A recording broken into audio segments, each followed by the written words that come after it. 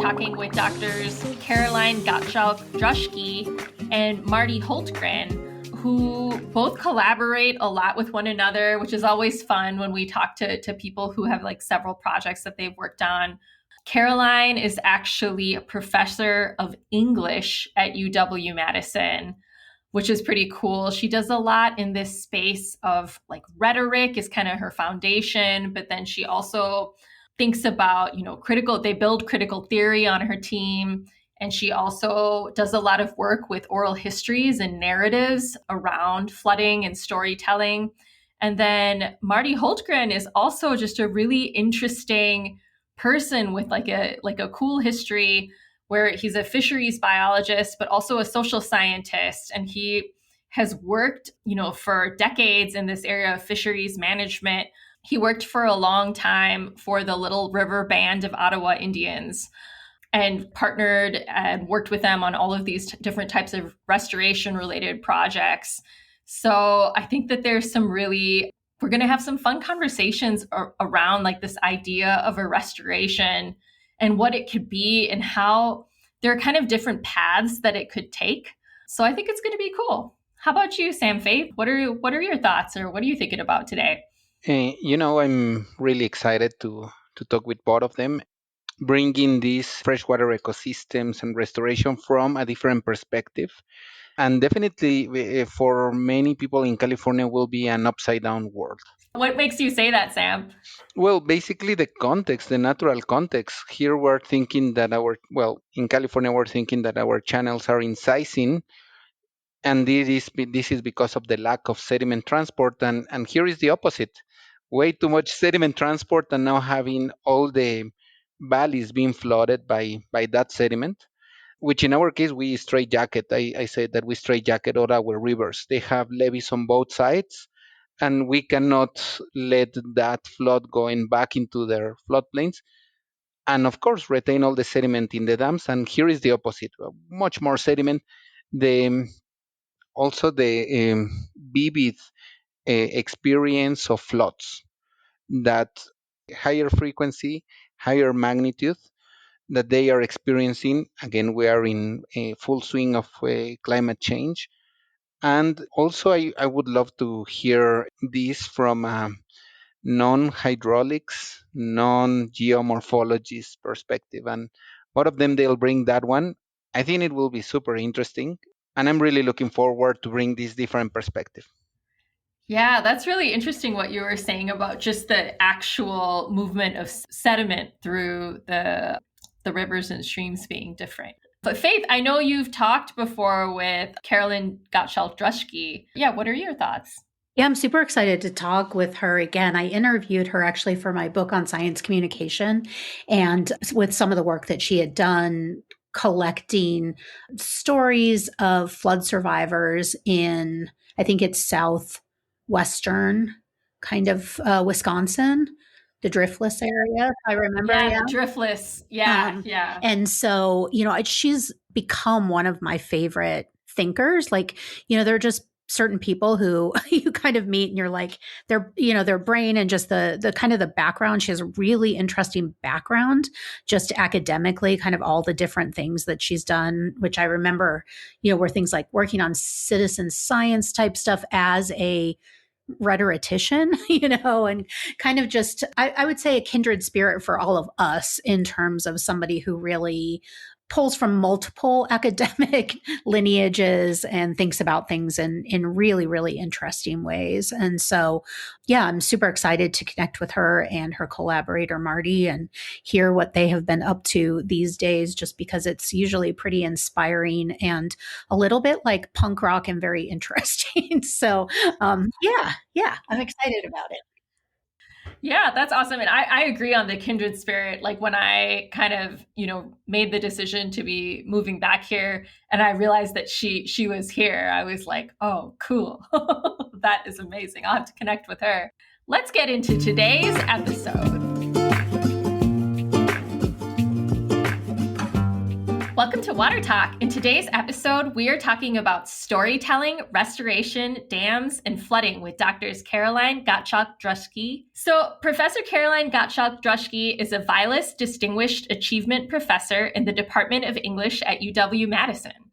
She directs an interdisciplinary group of researchers at the University of Wisconsin working at the intersection of public engagement and freshwater ecosystems.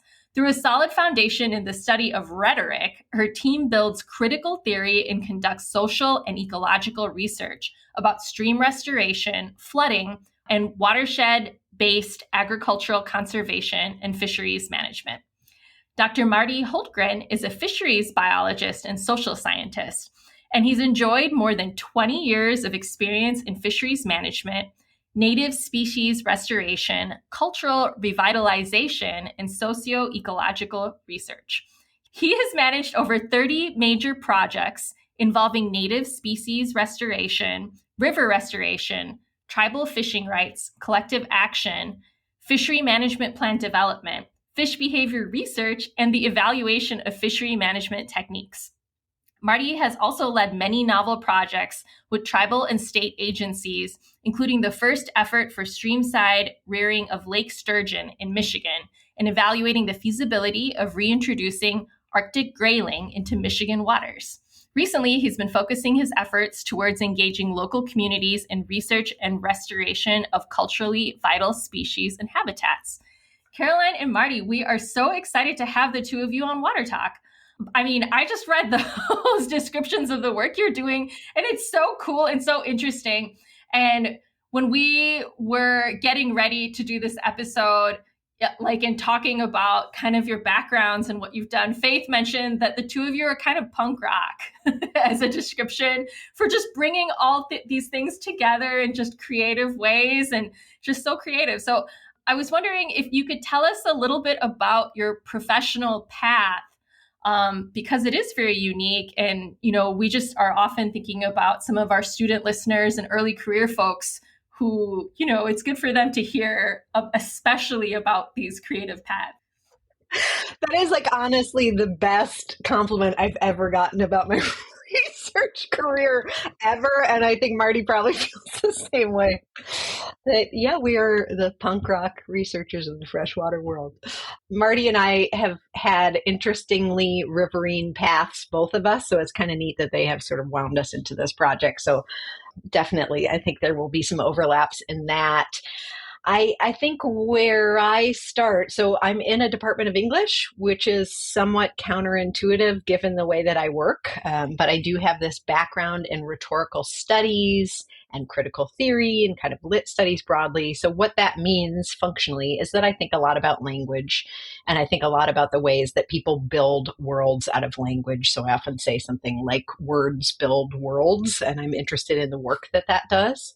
And often for me, that's not through texts, though sometimes it is, but it's often about the sort of stories that we tell about ourselves, our lives, our relations, the landscapes that we are deeply a part of and that we shape.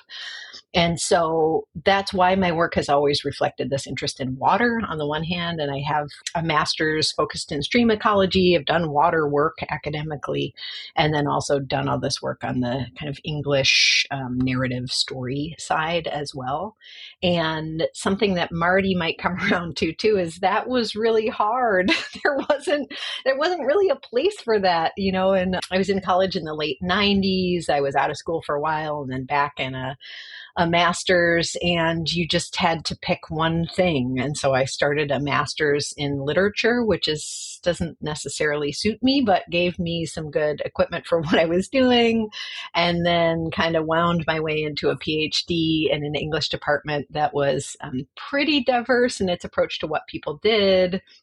And then that still wasn't diverse enough because I was always a water person, like grew up really close to Lake Michigan in Chicago, spent my life as a City of Chicago lifeguard, junior guard, and then lifeguard, like just always working on water, spending a lot of time in West Michigan with my family.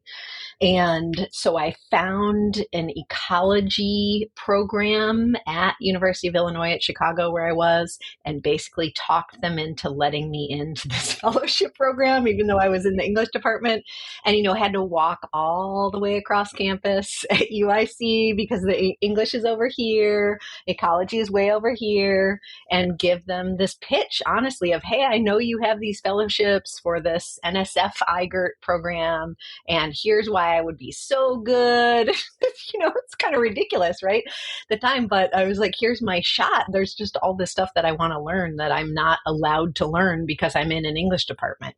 And to the great credit of Mary Ashley and others at University of Illinois at Chicago, they said, okay, we'll give you a shot. Like, you are interested in these things that seem interested. You know about restoration. You're interested in agriculture. Like, if you're willing to do this work, we can't we can't guarantee you're going to pass these classes, but if you want to try them, we'll try you out, right? And so I was able to do that. So I spent 2 years kind of taking these graduate level ecology and fieldwork classes as a PhD student / dissertator in a department of English, also at UIC. And that really scratched an itch for me. It was like, oh yeah, these are the things that I'm trying to put together. And so again, that was not easy to do. There weren't a lot of people who thought that was a good idea. Mary Ashley at UIC on the biology side was wonderful for that. And my advisor, Ralph Cintrone, on the English side, who is also a misfit in many ways, was like, do what your heart tells you, just do it. I believe in you. I have faith in you. If you think that's right, do it. And so it's kind of amazing that I had, a couple people who believed that I had some sort of vision and would figure it out as I went. Absolutely. And I think it's just so helpful to hear too, that just like these different backgrounds and contexts that you have can inform each other, right? Like everything can inform everything else. I feel like when I talk to undergrads, especially, they think that the choice that they're making is going to really put them in a limited situation forever. And that's not the case, So it's just fantastic to hear about just different roads and different paths. Totally. You carry those things with you, like those things accrete, yes. right, through time. So it's not that I left any of that behind me. It's just like the lifeguard piece of me and the lit studies piece of me and the curious grad student piece of me and just kind of like the weird thinker piece of me. Those just all start to pile together into a form that maybe makes sense, right? Well, Marty, yeah, I'm super curious as well to hear more about your background and just your path and all of the work that you do and how you've kind of combined the fisheries and the social science parts of yourself, your professional self. Yeah, thank you. And that was, Caroline, your introduction of yourself was perfect because it's circuitous. And I always think professional paths are that, right? They're these circuitous paths we take. And looking back at my career, at least, the most exciting have been those things that were unexpected, right? Those choices you make that really lead you into something that wasn't expected at all. Right now I'm an independent consultant, and I'd worked for government for about 20 years through tribal and state governments, and enjoyed that work, but was at a place where I wanted to have the ability to choose what projects that I wanted to work on. And I think just as important was choosing the people that I was going to work with. And that was, part of the excitement of working with Caroline, and she was bringing all these, multidisciplinary approaches, is having the ability to assemble teams of people that just get this synergy. And that does draw from those unexpected paths. And and Malika, you brought up all those things we bring in and we don't leave behind. And I think for my career, I was going to start back at the very beginning, and that is with lake sturgeon. And for people that don't know lake sturgeon, it's this beautiful fish that gets to be about 6 feet long, can weigh over 100 pounds. They're just fascinating, and they look like dinosaurs and armored. And I saw my first lake sturgeon when I think I was 12 or 13 years old at the Shed Aquarium in Chicago. And that fish passing by me and really taking my breath away has defined really my whole life and my whole career, because that fish has kind of led me in these different routes and these different decisions. It took me to grad school at Michigan Tech for my master's degree, where I was able to study with Dr. Nancy Auer. And when nobody else cared about sturgeon because they're not a sport fish, she was out in the rivers at 1 o'clock in the morning, wading out and capturing these little, probably a week old fish, and it just captured my imagination. And she took me under her wing and allowed me to not just appreciate the fish itself, but to look at how the fish connects to human communities and also the ecological community as well. And that really changed my view. When I had gone to professional conferences, I'd see a human dimensions symposium. Guess what? I would not go to it because, like, what? I'm a scientist, and what's human dimension doing at a science meeting? I couldn't have been more wrong.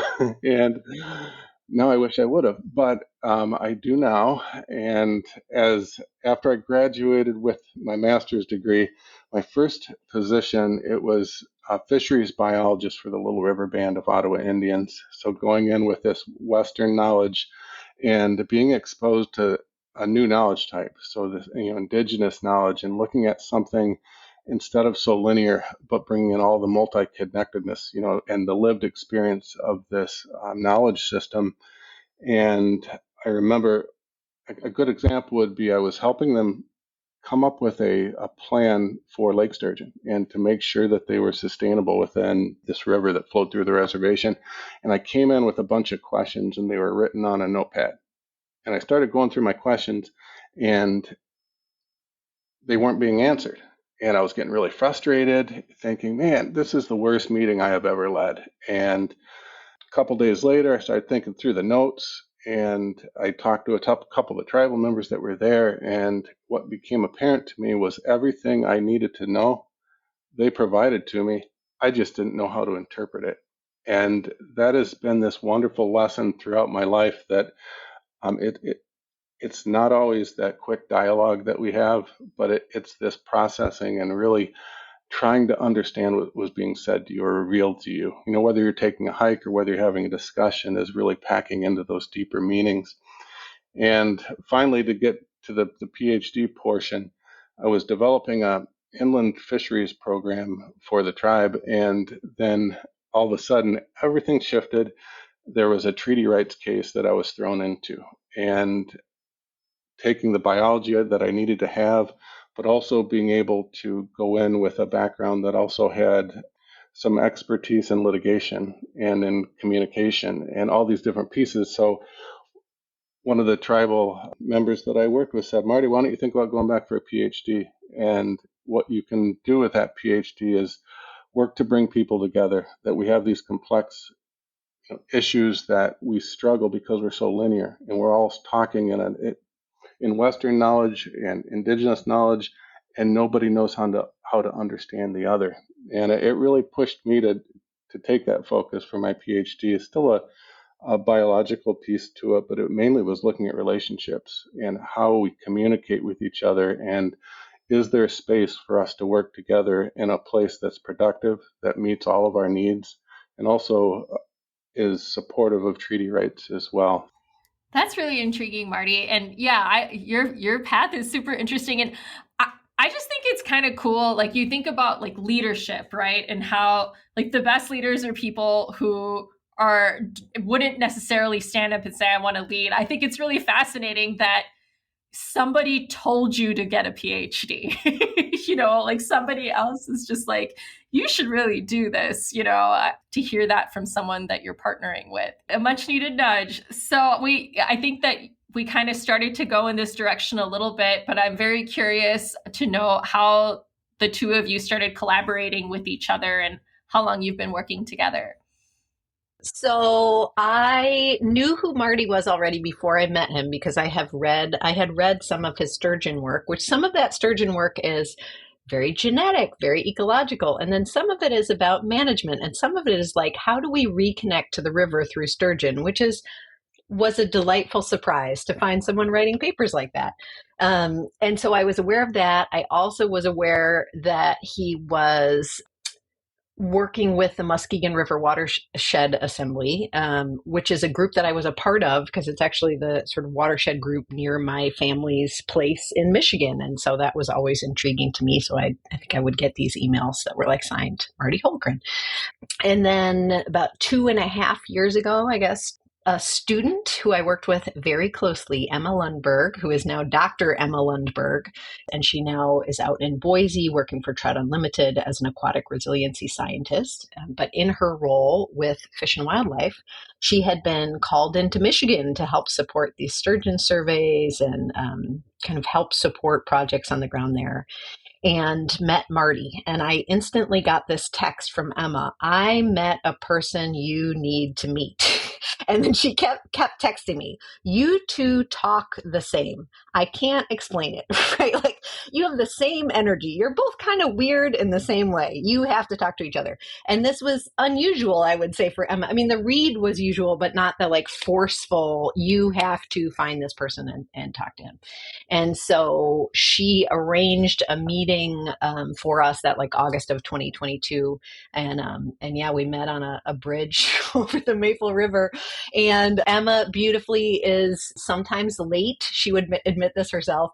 And I think it actually worked beautifully that she ended up being late to that meeting to meet with the two of us. And so it's that kind of meeting where it's like, I'm meeting this person I don't know, I sort of know about, and we just had lots to talk about sort of right then. And then that led to Marty telling me about the Maple River restoration and the work he had been doing for many, many years prior, and kind of thinking about what role I could fill in that. I don't know what I miss in that, Marty. I think you described it quite well. I think one of the moments was standing at a culvert. You're right, standing at a road culvert, and I was explaining the Maple River project, and when you're in that moment that you're all excited about a project, and I was discussing it and all the issues, and all of a sudden the discussion started going to all these pieces that I really grappled with for many months, and all of a sudden she was grabbing them, helping put it together, and there were these ideas springing up between the two of us. It was just exciting, and we talked for at least an hour and a half, and also recognizing that we've done I thought a pretty good job at starting the Maple River restoration, understanding the science and the impacts, and we started talking way beyond that. With how could the Maple River look? How could people re-engage with the Maple River? And it was an exciting moment. I think at the end of those 2 hours, I asked you at that point, Caroline, hey, would you like to work on this project? Because you could just tell the synergy that we had, and Emma was standing there, and all three of us really getting excited about the project. So it was one of those times where you knew that the person that was brought in was bringing so much more than just one focus. And I love working with people that, bringing in all those different types of knowledge. And she certainly did that. So did Emma. And actually, the whole team that we have for the Maple River Project are those types of thinkers. And it's exciting. Yeah, definitely. And that was an instant yes, right? When Marty was like, do you want to work on this? I'm like, yep, which is not my usual mode of being like an academic. Oh, sure, I'll add that. It's potential research, a complicated 10-year something unfolding in a different state across the lake from where I am. I'm like, I'm in. Yep, sign me up. I feel like it used to be how you are in academia, and then you train yourself out of it. You're like, no, I cannot say yes right away. I have to think about it, but then to do it. Yeah, absolutely. Yeah, but it was just such an interesting fit. It's like, I'm really drawn to these situations that don't have clear answers and don't have right answers. That's the kind of stuff I want to work on. I want to ask you folks a little bit more about like some of the tools that you use and things like that. Caroline, you said just now that you like to work on projects that don't have a clear answer necessarily. And one of the tools that you use is oral narratives and oral histories that are kind of related to water. Can you tell us what those are and how they're different from a story or a report? What defines them, and then how you've used them in the past?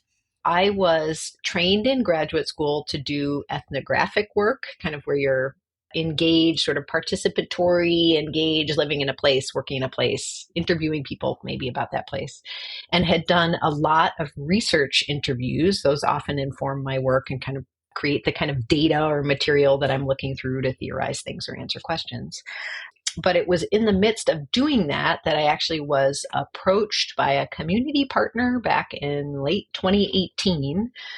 after these gigantic floods ripped through southern and western Wisconsin. And there was a group of folks there, led in part by Tamara Dean, who's an author who's now based in Madison, who I just had lunch with 20 minutes ago. So these are collaborations that continue. You know, I think that matters, actually. It turned us into close friends. But Tamara had this idea. She had been living on the Kickapoo River, experiencing the flood herself. As a writer, she was really interested in thinking about how writing might help people work through this really catastrophic flood experience. And she was involved in a group called the Driftless Writing Center, based in Viroqua, Wisconsin. And so that group of people actually put together the idea for this project that would allow people to narrate their own flood stories. And Tamara had been very interested in the idea of writing as healing.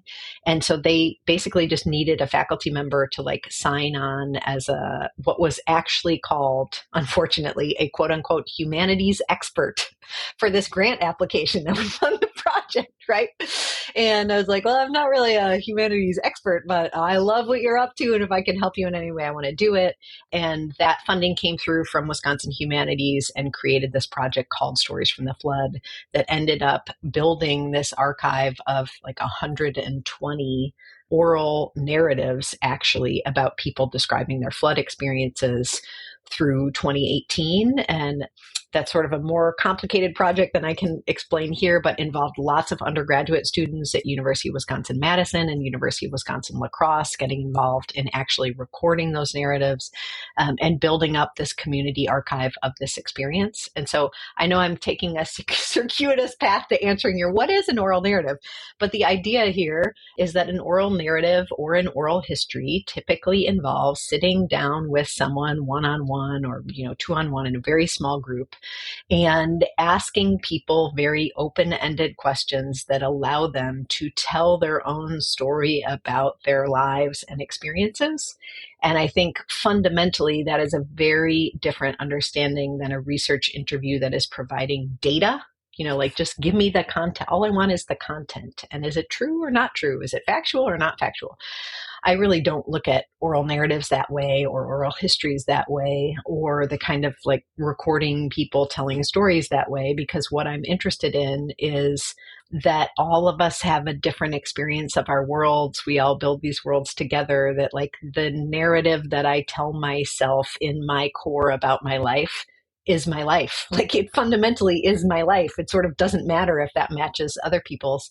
And then I think some of the interesting relational work between people is about how those narratives come in contact, how we build those narratives together about like, what is our moment? What are our methods of coping together? What worlds are we trying to build in the future, but also like now in the present to make life livable? And so I tend to lean into things like sitting down with one other person or sitting down with Marty and one person from Maple Island and for 2 hours and recording them around a kitchen table with coffee saying like, what is your experience of this place? What do you love about this place? What are you worried about? What did this river look like? What has it looked like? And thinking about that again, not as scientific data necessarily to be mined, although it gives you really important clues about things, but letting those stories build up to get a complex picture of like, what is this place that we call Maple Island, and how do people bring, how do Ottawa folks and settler folks bring these different experiences with this place that are all deeply connected to it. And so that has been kind of a storytelling focus, like how do we narrate our worlds and the worlds we want them to become. And then also really interesting things come out of them. So maybe one example of that on the Maple River Project is that a number of people that Marty and I sat with and recorded talked about change in the Muskegon River over time and talked about a couple spots on the river where, there's this funky thing we call the rock bridge. And there are some pieces of wood here and there, and just like interesting mentions of places that mattered to them when they were kids or that they've just thought about when they paddled by them. So then, for instance, last spring, Marty and I went back to those spots to check them out on his boat. And sure enough, realized after doing some historical work and talking to some folks and taking lots of pictures and kind of puzzling around, looking at everything, that those were historic dams. And it turns out that those were actually the dams from the 1880s that blocked off this river that is still dry, that we're trying to work on at this moment. And we wouldn't have known that. Like none of that was in the State Historical Society. None of that was like left in the legislative record because we had looked through all that. And what it came out of was actually piecing together a number of people's stories about like, yeah, there's just this interesting spot in the river and it just looks a little different and it's mattered in this way and that way. And then you can start to pull a puzzle together that really honors some of the stories of people about that place. So that's a winding answer, but I would say that's my answer. But Marty's been involved in all of this work too on this oral narrative piece. I love the example she brought up because, Caroline, we've both passed that location multiple times. I've probably been past that location 50 times, but until we had these oral narratives and hearing people describe what it was and what they thought it was, it's like putting together a team, not just of 2 people, but now we had a team of 10 or however many of these narrative or interviews that you do. And it was kind of one of those moments. It's kind of a lightning strike because I'd seen it 100 times. And then all of a sudden we listen, we take in other people's knowledge, and now we know where the 2 dams are. And it was one of those, those moments that you look back at and just how profound it is that you've been able to kind of step into somebody's shoes a little bit, by listening and being interested in their stories. And what I've loved about it, Caroline, is you find this range of values, right? Where you don't just have one perspective, but you have multiple perspectives and you see what's shared and you see what's unique about those. And putting those together has been really extremely enlightening. And then it puts us on these little chases, right? Down these little rabbit holes. And I think in that way of those oral histories that we've probably found out more because it's made us look at things differently, right? To take a different vantage point. Yeah, I think folks have also helped us reframe some problems, and often oral narratives can do that. Like you start to look at a problem or the thing you're working on or the restoration in a certain way, and someone kind of blows that out of the water by approaching it from a different way. And one example of that maybe is since I met Marty, he has been talking about, what kind of signage would make Maple River a more welcoming place. Like, how can this process be reflected to make it more welcoming and inclusive? And we asked that of a Little River Band tribal member who is like, I need it to be safe, like just bare minimum, like safe for a Native person to go and walk around and hunt there and be there and gather and make use of, these treaty protected rights. And so sometimes it just snaps you into this like, oh, I was working in this, what is nice and friendly, which is also important. And then it's like, oh, right, I need to be thinking about like literal safety, like safety of body to even get a bare minimum of welcoming and friendly in other ways. And so I always appreciate that too, in the way that people just like point out things that need to be resolved differently, or point out reframings of a problem, or just help us understand the nuance. It's all about, all of these nuances that sometimes get lost in discussions like various forms of water research. Yeah, I mean, it seems like it seems like a process that's super rewarding and interesting and exciting, but you also have to be patient with it, right? Yes. Yes. And it takes a toll. So, I mean, I think that's important too, is students or people are listening who are thinking about, oh, that's a great idea, I want to do that. I don't want to underestimate the psychic cost of, I have now sat with, I don't know, well over 50 people to listen to, for many of them, the worst day of their life that they will ever have. Like, that's big, and that stays with you. And so I also think it's important to, when folks are thinking about kind of what kinds of methodologies they want to use or what they want to take into a project, like you can't dismiss the weight of that. And I know Marty feels it too. It's like there's a lot of weight. And once you sit and listen to someone tell you that, you are now accountable to them for life. It's like they have shared that with you. You are now looped into that story, and you can't get away. You shouldn't, I guess you could, you shouldn't try to get away from that. Like, that is now yours. It's yours to take on. I talk a lot about how folks on the Maple are like, Marty, you need to make this happen before I die. Like, Marty, you're the person who needs to finish this off. And it's for a certain kind of person who I am and Marty is, for sure. It's like that means something important. And so that is a heavy thing to take on that is well outside of the frame of, oh, it's research. This is something I do as my research. It's like, it's not that, it's something else entirely. So I think you also need to know the ethical weight of that, the sort of interpersonal weight, the relational weight of, like, if you're going to take that on, you need to be taking it on, and that's going to stay with you forever. You're not going to leave it. Yeah, absolutely. And I think we've talked about that before on this podcast about Faith. One time you said that there were real people who are listening to the words that you say on the podcast, and you are accountable to them, or we've definitely kind of had some of these conversations around like accountability. You guys have talked quite a bit about your project on the Maple River, but we also haven't sort of addressed what it actually is. And so I guess the Maple River is an anabranch of the Muskegon River. And can you just sort of tell us about this project and what an anabranch is and what you're hoping to get out of the project? Yeah, well, Faith, so full disclosure, I didn't know what an anabranch was till about 5 years ago. And so the Muskegon River, in the Maple River area, the river actually, it would split and it would go around an island. And an anabranch is when you have that split take place and really two equal sizes to the river. And one on the south bank was the Maple River, and on the north bank was the Muskegon. And in the mid to late 1800s, the logging area in Michigan was pretty hot, and it was making the most money really out of anything in the state. So they wanted to make it as efficient as possible to float logs from the upper part of the watershed down to the lower part out to Muskegon Lake. So what they did was they blocked one of the anabranches. So it would be more efficient in floating logs. The unfortunate recipient of that was the Maple River. So the Maple River, it was blocked. There was actually two inlets into the Maple River. Both of those were blocked.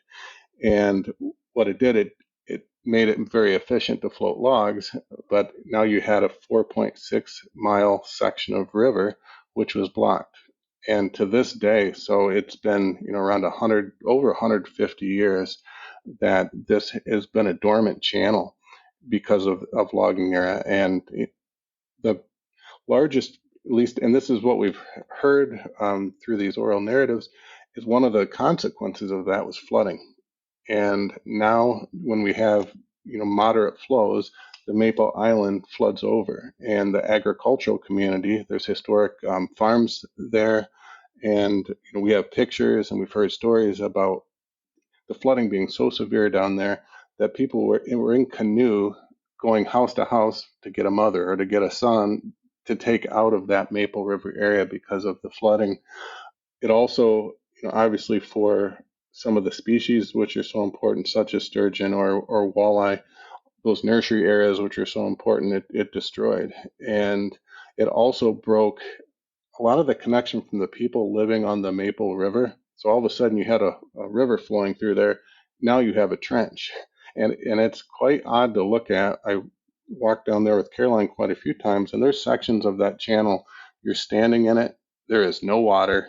And you see that the contour of the banks. It's almost this eerie feeling, right? Because of seeing how drastic of a decision that was made so quickly. And I from our historical research, it was made very rapidly. There was the money to support it.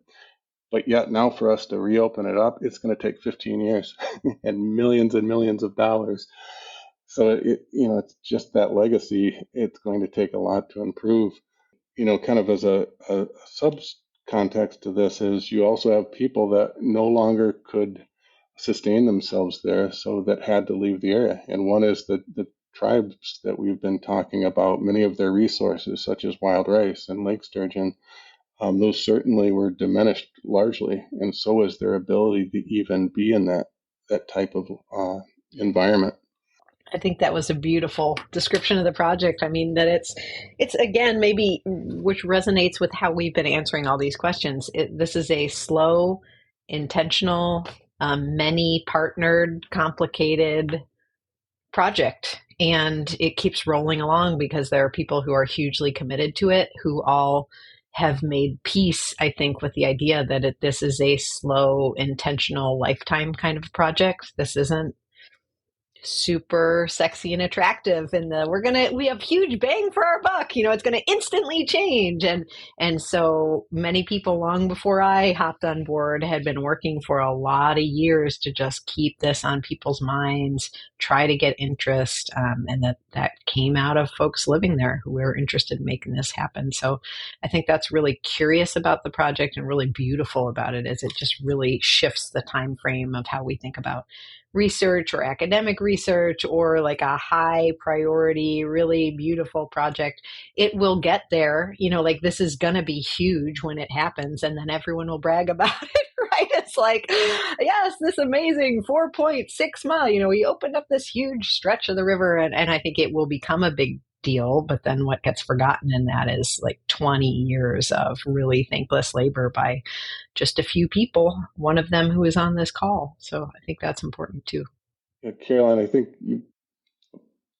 I'll just bring up one piece about the project that is unique and it's rewarding. And I think because it's such a large project and so cost prohibitive, is that many of the agencies have historically been really hesitant to start the project because of the actual probability that we can assemble all those different elements to open it up. This was a grassroots that started this project. You had that one person from the agricultural community talk to the Watershed Assembly, a nonprofit.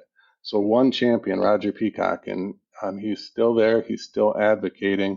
If this project gets done, it was because of one champion, that got his neighbors involved and excited about it. Then he took me out and shared his passion. I'm excited. Caroline, we're all kind of branching off of this tree from Roger. So I love that you have this really at the ground level support that's swelling, because that's going to be hard to stop. And that's separate from if there's funding, because there's a vision to do it, and there will be, a sustainable way to get funding and to get all the scientific pieces we need as well. We always like to end our conversations with two questions. So one is, how can we support the work that you're doing, and/or if there is anything else that you want to share with our audience? Well, I'm on a different train right now, Caroline, so you might have to take that. I was thinking of something that Sam and Faith had said, and it's interesting because we talk about stability, in restoration, and we want something that's predictable. And the engineers we work with, they want to design something that's stable. The fun piece of what we're talking about right now is that resilience and I guess stability really comes from instability, and allowing it to be to function in a way that isn't always predictable. And I'm thinking of a river, it meanders, it carves itself, it leaves deposits, right, in islands form. And it's interesting that a river, which has all this dynamic nature to it, you compare that to a lake, which is fairly static. Which one lasts longer on the geological time frame, right? It's actually rivers that has in this built ability to change. So I love this conversation we're having here. I think it's a lesson to myself that we don't always need to make things more stable. In fact, sometimes we need to give them more room to breathe and make them less stable and encourage instability, even though that doesn't make me feel extremely well when I think about managing a project, but it's true. I mean, this is so one way perhaps of supporting your work is also to kind of have this sharing this instability and coping with instability in some of our projects that we know or we pretend to have it as stable. I don't know, how can we support all the good work that you're doing, Caroline, Mari? Yeah, we did talk about, we had kind of two different answers for this when we talked through it earlier. And one is sort of in the mode of like, embrace instability and chaos, have wild punk rock hunches about anything that's sold as a quick fix, right? Just like question everything always just like question everything, get in the mode of just like having a critical mind to what you're doing, because it will make your work better. If you are doing the thing that you should be doing, it will make you understand more firmly that that is what you should be doing if you're kind of thinking critically about it. And then we had a sort of more straightforward, pragmatic ask, which is that it has occurred to us both and on a variety of projects, and certainly on the Maple, a point that Marty made earlier about how hard it is to get folks to buy in to make a big investment in this kind of like radical restoration project. And I think once some of those funding pieces start to fall, then it gets easier, but it is so hard to get those earlier bursts of funding. And when you're working on something that is so complex and has so many partners and is really trying to do right by the existing stand of manumin or wild rice that's in the Maple River Channel, and is trying to emphasize sovereignty and like treaty rights of hunting and fishing and gathering and restoration, and is also trying to do this work with local agricultural landowners who are experiencing flooding, and is just like working in all of these different ways, that can be so hard to get support for. So I don't know who that's an ask to, but I think it's kind of an ask of like some high risk project. It is like how can you sort of pulse money into things that have a really strong team, have a really interesting track record of like folks have been meeting on this for years and years and years, but there isn't necessarily certainty that folks can pull it off. Like that kind of funding just has huge possibility. And I get that it's risky, but it's really important. And then maybe also my adjacent point is that there's really an important role for humanists in work like this. I guess I feel like I can't hang up without saying that. And also like Marty is a humanist, like Marty is a rock star sturgeon ecologist and also deeply a humanist and a trained humanist and also just a humanist, like by orientation and philosophy and like ethical bent in the world. And that the way I see those pieces fit together are so important in a project like this. And I just see both of it. Like I have training as a freshwater scientist. I pull on that, but I pull on the humanist in me too. And Marty does that. And working with a great grad student in geography who is that way as well right now, folks at the Grand Rapids Public Museum, just like people bringing in these different perspectives from different disciplines, which is partly about working across disciplines. But I think I am really seeing more and more the importance of people who within themselves have some multidisciplinary background, so that it's not just about pairing an economist, with a sociologist, with an ecologist. Like it really matters that Marty is deeply trained as an ecologist and social scientist and humanist. And it really matters that like I really understand freshwater science and I work in language and critical theory, and like, that kind of training matters a lot to make projects like this work. So yeah, fund that, support students who do that, and take a risk, on fixing a landscape and see what happens. Because wow, I think we're in a moment where we need to take some risks, honestly, to do things differently, because what we've been doing hasn't been working real great in a lot of ways. And Caroline, I just support you with the students. That's been amazing, having the 2 or 3 students that we've come in, bringing a different perspective, having this technical savvy, and the mapper, which you brought up, the way that he's been able to explain something very complex to the community has really changed the conversation at the Maple because of one student. So just encouraging those organizations that have that young capital, to think about being able to focus on a project, or at least on complex projects, and one like this, certainly for us, it's benefit. Wonderful. Well, thank you both for your time today. This has been such a delightful and interesting conversation. Thank you for listening to the Water Talk podcast. I'm Malika Noko, an assistant professor and state extension specialist in agricultural water management at the University of Wisconsin-Madison. I'm Faith Kearns, and I'm the Director of Research Communications with the Arizona Water Innovation Initiative at Arizona State University. I'm Samuel Sandoval. I'm a professor at UC Davis and a cooperative extension specialist in water resources management at the University of California Division of Agriculture and Natural Resources. If you enjoy our show, please review, listen, like, and subscribe anywhere you get your podcast. Please find transcripts and additional content at watertalkpodcast.com. Original music by Paloma Herrera Thomas.